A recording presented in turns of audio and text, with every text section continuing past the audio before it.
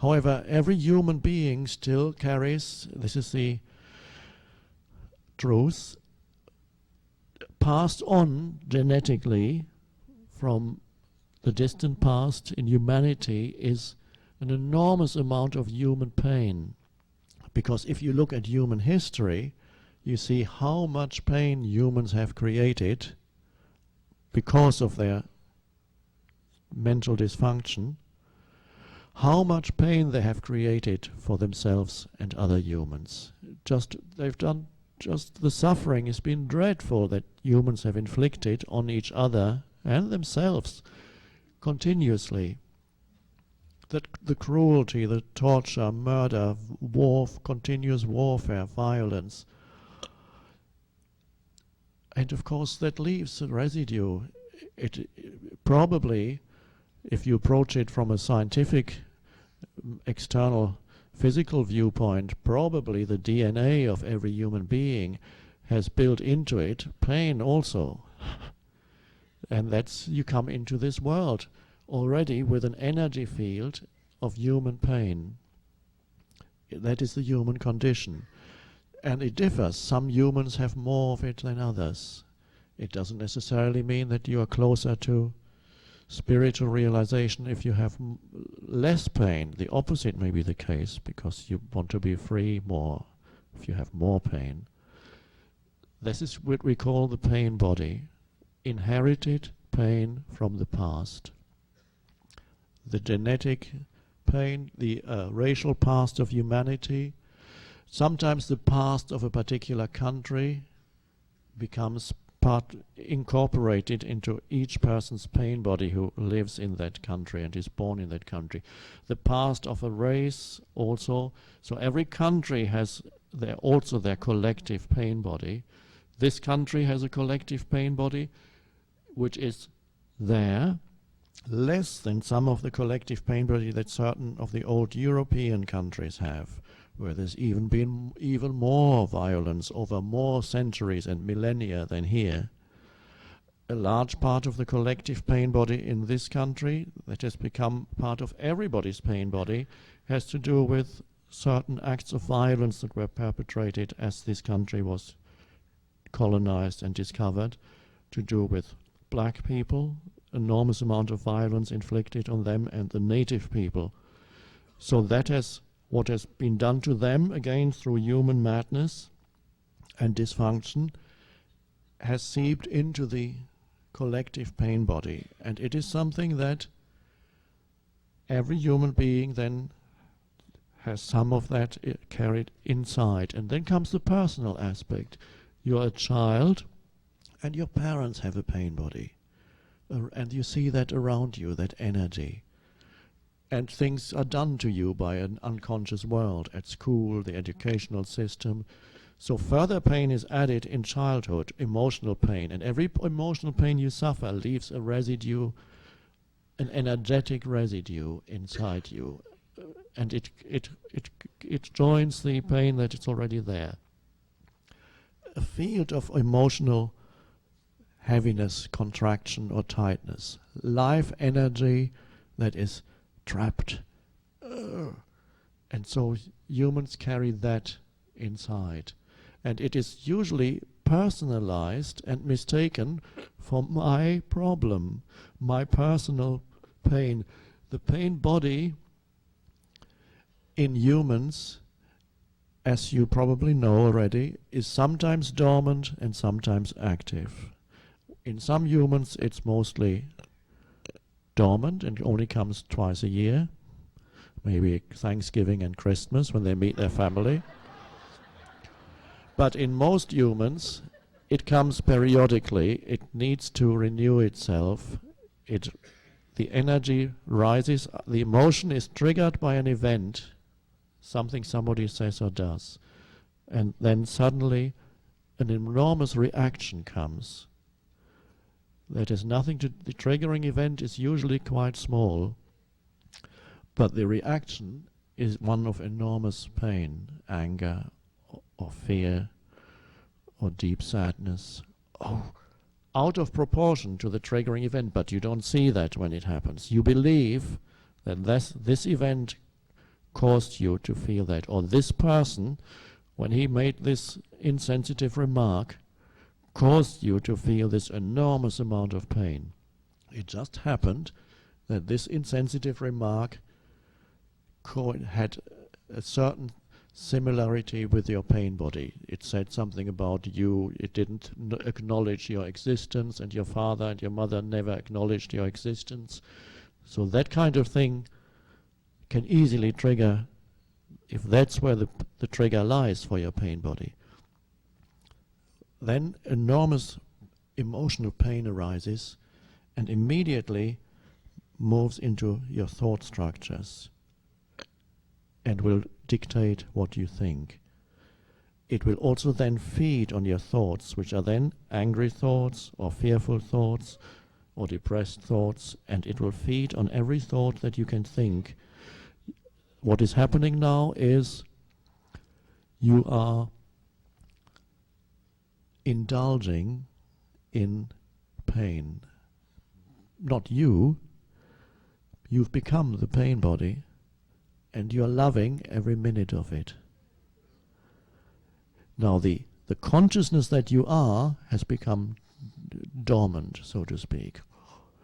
And something has taken the place of you and is shouting and screaming at someone, perhaps, or running away in dreadful fear and thinking extremely fearful thoughts. And if you, at that moment, you could wake up and observe what's happening, and there's no reason why you should not be able to do that now, as there's so much presence arising in you. If at that moment you could feel yourself, feel what's happening, you would notice pleasure in pain. You would notice that you don't want to get out of it, but you would also notice that you are not that. You are the one who observes it. You are the awareness. That would come the end of that particular pain body movement, bringing awareness to it that cuts the link between the emotion and your thought processes. Otherwise, the emotions feed your thoughts, amplify and energize your thoughts, and the thoughts feed the emotion. You can see it when people talk angrily about what somebody did to them or think about it, and it can go on for hours until the pain body has finally taken in enough energy and they'll become dormant again for a while. And then you feel better for a while. Like waking up out of a dream. And sometimes you might even say, what was that all about? And if you had it with your partner, it could be after it, when it comes to an end, you can't even remember how it all started. And then if you do remember it, you realize that the triggering event was nothing, just a tiny thing. But the emotion was enormous. So whenever this happens, don't confuse the rising pain, the emotion, with who you are. Can you be there as the awareness that feels the pain without totally being it? Now this still implies that you have to allow it. It's here. It is what is at this moment. At this moment, there's this. What does then disappear? The awareness replaces thinking, identification of thought with the pain. So the link between your thought processes and the emotion is cut. And there's an awareness that you now bring to it. And that means quickly it will run down. And each time you bring awareness to it, some of that energy becomes freed, because the awareness is like a sunlight, like something shining on it, and it dissolves the hardness of the emotion. Gradually, the awareness is that like that spotlight or sunlight. It dissolves the hardness of it, and the more often you bring awareness to it whenever it comes, the more the energy that had been trapped in there becomes freed. It kind of melts, one could say, almost. That's one analogy you could use. It melts, and what you notice then is increased aliveness, because many people's aliveness is consumed to a large extent by their emotional pain that's in the pain body. It is like having a little psychic parasite. Don't go, ooh, this is... No, this is just... let's just say it's a way of looking at it, but comes close to the truth. Because everything is energy forms, no more, no less. Every thought you think is an energy form that arises for a moment. It's a little entity, a little being. Every thought. It doesn't have material reality, but yet it has energetic reality. So every emotion also is a little temporary being inside you, an energetic formation. And so is the pain body, which is the accumulation of past emotion. So you have this little psychic thing living inside you. Maybe that's what inspired all these films, science fiction films, with a thing coming out of your stomach.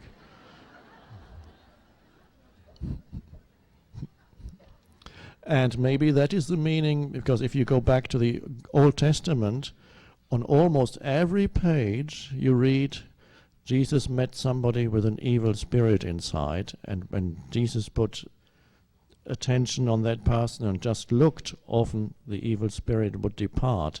And if you read that, you say, that is strange. In those times, almost every other person must have been possessed by an evil spirit, because he continuously meets people with evil spirits.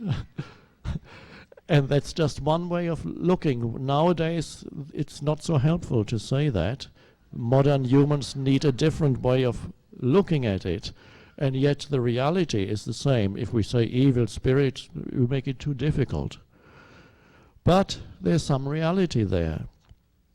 There's also the fact that humans who have very strong pain bodies and are completely unconscious of them, in other words, completely identified, can attract certain energies that are, because the planet is full of energy fields that we do not see.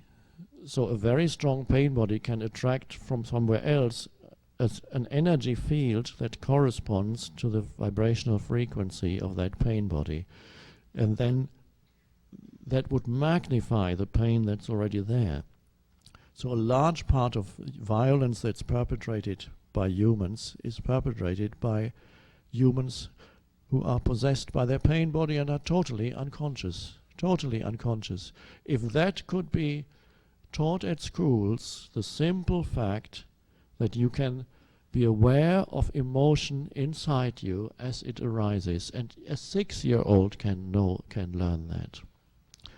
If you use the right language, you can tell a 6-year-old that they can be aware of whatever strong emotion arises in them without needing to be totally identified. At first they won't know what you mean.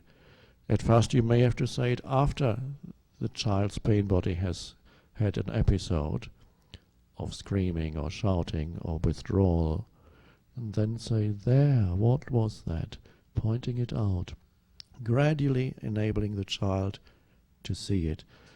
100 times more important to learn that at school than all the abstract stuff that I never liked, and most of it I could never do. So, but the main thing is for you to live it, to notice it when it comes. When a relatively small thing brings a strong reaction. Bring awareness to it. Get out of the story that wants to align yourself with the pain body so that you can watch the energy of it. And then you can even say, if you're somebody you trust, you can say to your partner, my pain body is now active. Watch out. To be able to say that means you're already very, very conscious indeed. If you can say that while the pain body is there, you are close to Buddhahood, almost. The pain body does not like to be looked at directly. It doesn't like your attention on it. It has its own kind of intelligence. It's cunning, and if you truly bring attention to it, sometimes you may be able to do it now just as it first comes, as it arises. You say, there it is. Then it sometimes happens that it comes and it feels the attention on it and it shrinks back again. And what it's saying is, I haven't got a chance now. I'll wait until a better opportunity arises. And then it'll wait. It'll seem dormant, but it'll just wait for the right remark that serves as a trigger, or the right action, or anything. Or sometimes if you live alone, it could even be a thought that comes into your head that triggers it.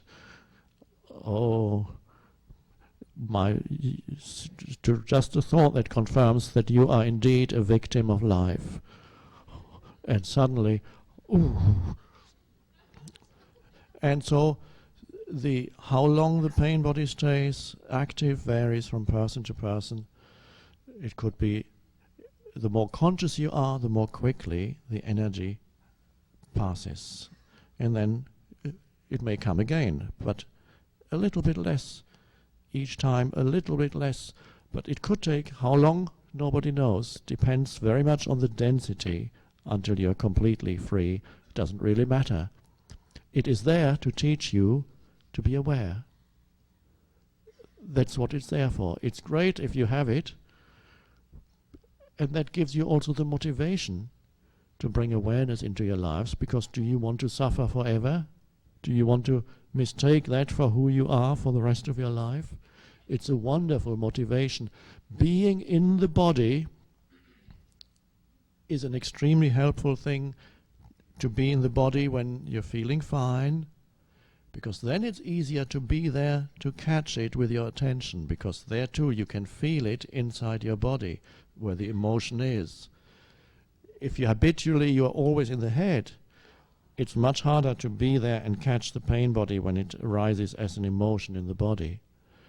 So to bring attention into the body whenever you can is extremely helpful. Then you begin to dwell in here, and then be there as that happens. And then you can watch it in other people and don't mistake it for who they are, which is a wonderful thing. Because if you think their pain body is who they are, then you will suddenly formulate a concept about that person, and that obscures the reality of that person. Oh, he is a complete jerk. And that concept has then dismissed that person as that. Other aspects of that person have disappeared underneath that concept. And all you've seen his pain body. Yes, it is a jerk. The pain body truly is. But there is something else there too. There must be. Then you don't mistake that for the reality of that human being, and don't personalize it, neither for yourself. It's not your personal problem. It's humanity. It's human pain, not your pain, human pain. It gets easier when you realize it's not yours. It's human pain. And it's also easier to allow it in others, to realize it's not their fault. It's human pain. So compassion arises when you see it around you. Compassion towards the so-called shortcomings of other humans. They're not really shortcomings, but that's to see where they fail, whenever that energy comes in. And then you see that there are certain humans who are in almost continuous possession of an active pain body, and they are often those people who commit acts of violence on the planet. They have suffered enormous pain, and they want others to suffer pain too. And they themselves want to suffer more pain. That's why they're doing it.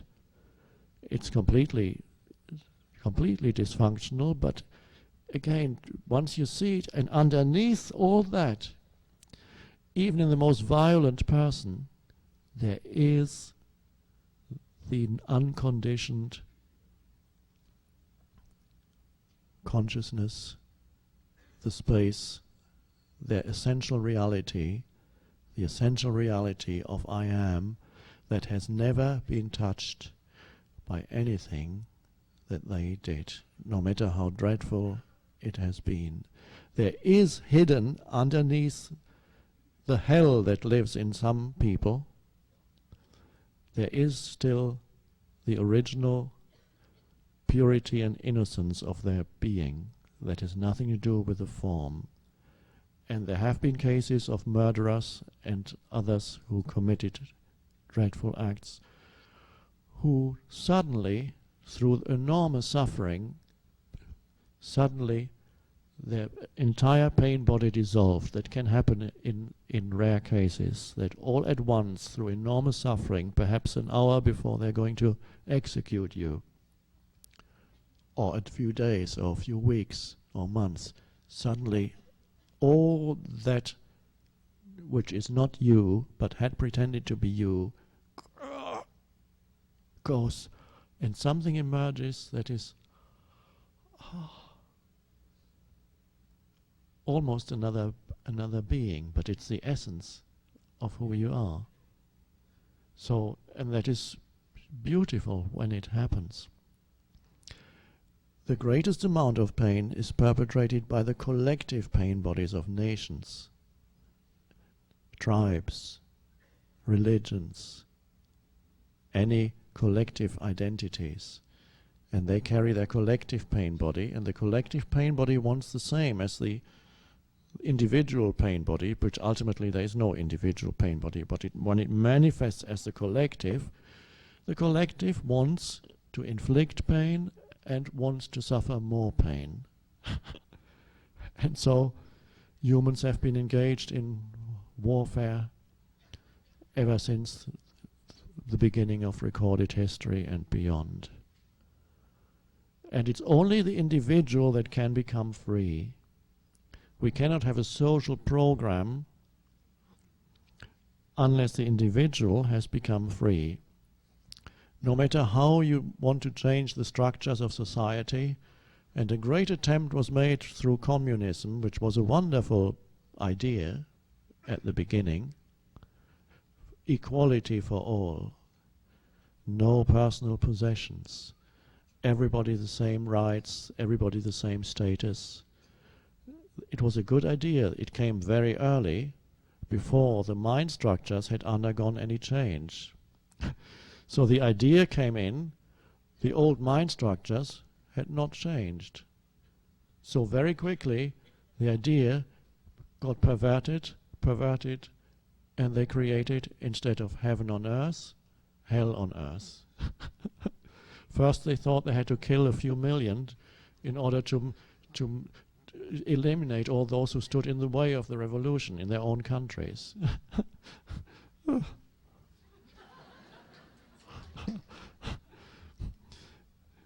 So the present moment was said, okay, we need to, it's a means to an end. We need to get to heaven on earth. It's somewhere in the future. Let's create hell then first so that we can get there. Dreadful. But what it always applies to what Jesus said on the cross, they know not what they do, ultimately.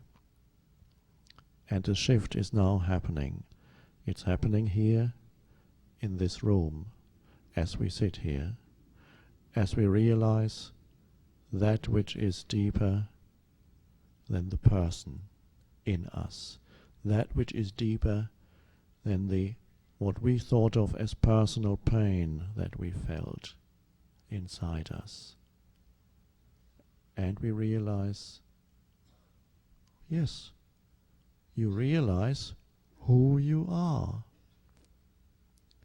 That is what everybody's ultimate purpose on this planet is, to realize who they are beyond the story. And when you don't realize that, nothing will satisfy you. No substitute will do except that. And so, when God was asked, somebody apparently, it's in the Old Testament, somebody asked God, "What's your name?" And God said, "I am."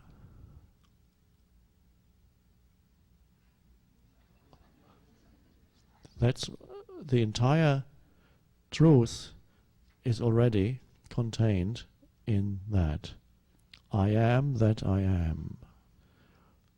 That means the innermost sense of who you are, of identity,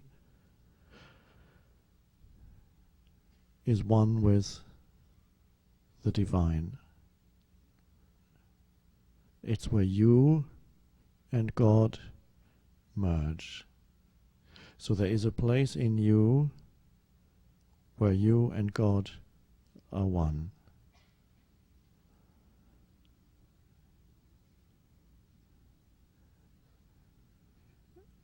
And your purpose in life, beyond any personal purpose that you have, because many people want to know, what am I meant to do here? I know I'm meant to do something, but I haven't quite found it yet. Many people have that feeling. Well, first of all, find the essence of what you are meant to do. Then what you are meant to do on the temporary level of form will emerge. The divine will then express itself through you in one form or another. But before you can truly find that which you are meant to do on the level of personal form, go to the more essential place. You are meant to realize who you are beyond the personalized sense of self. And now the good news here is, to realize that you do not need future or time. And so this message, ultimately no spiritual teaching goes to the root, goes to the core, goes to the essence that is not applicable to anyone, no matter what their life situation is. There are some teaching that say you can make it, just use the power of this or that and you can achieve anything you like. That on its own level is true too, but what if you only have an hour to live, or a day, or a week, or a year?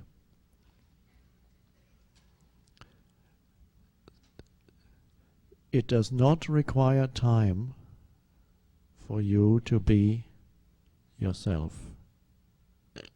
Nor do you need anything that you do not yet have now to be yourself.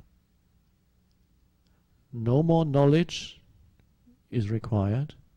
Now, it doesn't mean you can't learn new things, but not in the search for who you are, or to confirm your identity, or to show that you know more than others, or that you find fame and recognition. That doesn't work. But if you enjoy learning new things on the level of form, it's beautiful. But you do not need more things to be who you are. You do not need more money, more possessions, more status, more knowledge, more experiences, including spiritual. Yes, but I haven't had the fireworks yet. Aren't you supposed to get these inner fireworks?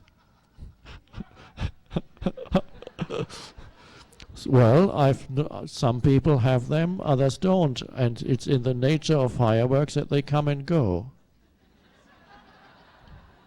The question is, who is having these fireworks? To whom do they happen? In what is the field in which they happen? The field of consciousness in which the vision of Jesus or Krishna or the Buddha happens. Some people have visions and they are beautiful, and then they go in and say, 10 years ago I had this wonderful vision and I felt so great for 3 months afterwards. Who was having that vision? I was having that vision. And who is I? I? Well, I am I. I am consciousness in which that beautiful vision appeared. And that doesn't come and go. That's the essence. That is timeless. And that realizes itself. That's the purpose of the universe on the level of humanity, the evolutionary level of humanity. The purpose of the universe is for consciousness to realize itself through the human form. And then the mind asks, and what happens after that?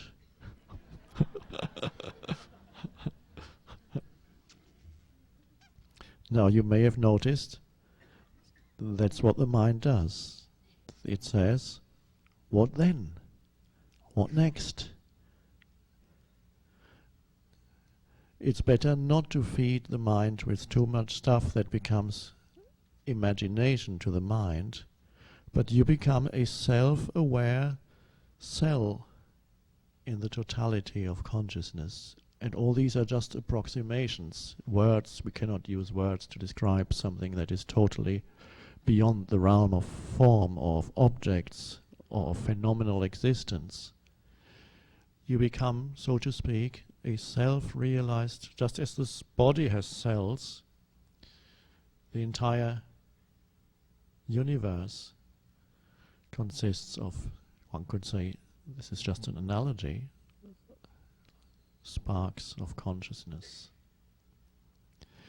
You become self-aware, and through you, the universe becomes self-aware.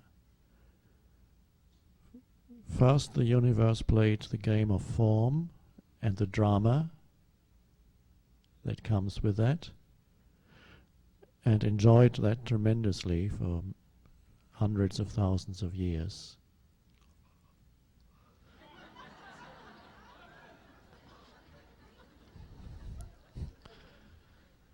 At some point, consciousness must have said, let's play the game of form and pretend to be somebody special, somebody in particular. Let's pretend to be a human person and then play around in the world of form. Oh, that'll be great. And then for a while it played, but it still knew its origin. And then it said, well, it's not, doesn't feel totally real because I'm always at peace. And then said, okay, let's forget who you are, play that game.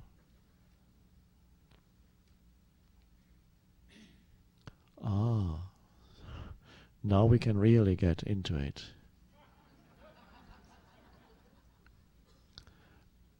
And then a point comes when it gets tired of the drama and the pain, and then it recognizes itself much more deeply than it could ever have done before. It lost itself and found itself. This is just a little story of the universe. Don't take it to be it's not literally true. It's a metaphor for something that we cannot really talk about. So you have been searching for yourself for a long time. Many humans are still searching in the world of make-believe, the world of forms, hoping at some point to find a sufficient number of objects out there that they can identify with as mind objects and say, now I'm finally complete and full. And they suffer. And here we have seeds of realized consciousness. Some of you not yet fully, it's just emerging who you are. Not yet perhaps your permanent reality. You may be drawn into identification with thought, identification with the story of me, identification with the pain body periodically, and go through further episodes of that, and then wake up again, perhaps more quickly, more and more quickly. You wake up out of the forgetfulness. You remember, you forget who you are, identify, and then remember who you are. You wake up again. And it's always waking up into the now. Suffering can do that now, because you are at a point where suffering can act as an alarm clock that says, you must have lost the now. Otherwise you would not be in suffering. Pain, perhaps, yes. Emotional pain, yes, but suffering is it requires a psychological entity, me. Ooh. So any suffering that arises means you must have lost the now. And so you will blame a situation always. No, I haven't lost the now. This creep did something to me. Or my boss did it. Yes, those are your teachers. They are the challenges that come. And unless you meet the present moment in the state of intense alertness and face it, the challenge will draw you back into an old reaction, and you get identified with that. So meeting the present moment, not only allow it to be, that's beautiful, it's an essential part of the new consciousness, but also look it straight in the face. Allowing is the gentle aspect of presence, of consciousness, and looking it straight in the face is the fierce aspect of consciousness. And both are needed. Yes to what is, and facing it not in any opposing way, facing it in a state of openness. You look it straight in the eye, and there's alert attention. A current of awareness flows out and watches, looks. And as it looks, there's a stillness that flows into the looking. And intelligence operates still. And then right speech, right action, and so on, all the things that the Buddhists try to put into practice. You don't need to try to put it into practice. It arises out of being fully present in the now. If you're trying to put into practice right this, right speech, right thought, right this, you can't if you're not fully present in the now. You're trying to, Christians have done the same. I'm trying to love my neighbor as myself. It's very hard. And finally, they have to give up. They hate their neighbor. They haven't recognized their neighbor as themselves. They haven't gone deep enough within themselves to the essence and seen their neighbor from there, from that still place of non-conceptualization, of not imposing a conceptual reality on their neighbor. They're able to meet their neighbor in the field of nowness, of presence. Then, as a natural consequence, they love their neighbor as themselves because they recognize their neighbor as themselves. There's no effort involved in it. You cannot try to love someone. For a while it might look as if you succeeded, and then the opposite of love will come up. And then you'll hate yourself for it. It becomes more and more complex. Then you need to see a psychologist. And then after 10 years of psychoanalysis, You've analyzed every nook and cranny of yourself, and you say, I now know myself. Do you? Well, all you know is things about yourself, your story, the deepest secrets of your story. And even the deepest secrets of your story are not that deep.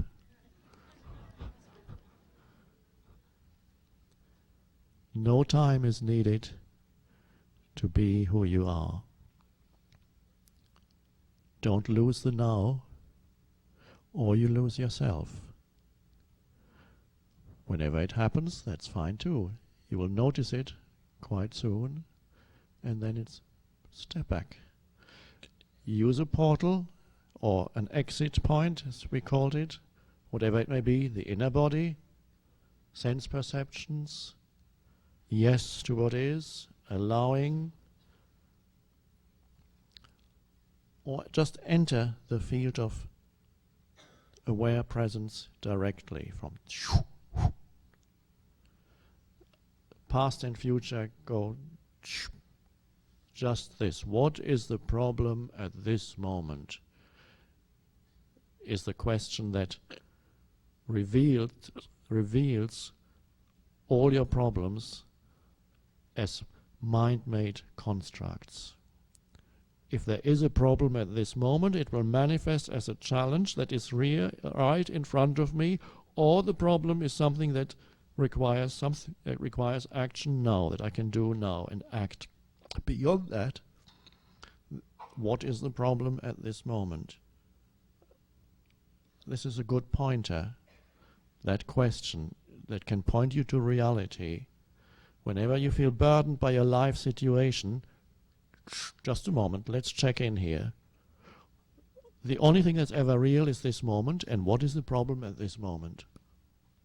That wakes you up. And then you have to look inside. Well, I feel fear here, a contraction. Is that a problem? No, it's an energy field here that I feel. Okay, so it's not a problem. Well, no. And then what? Well, this thing is, I've just lost that and I don't know what's going to happen. I've got this court case coming up tomorrow and I have to, okay, what's the problem at this moment? And you can feel the mind straining to get away from this moment. So you may have to ask the question several times. What is the problem now? And finally, there'll be an awakening and you go, ping.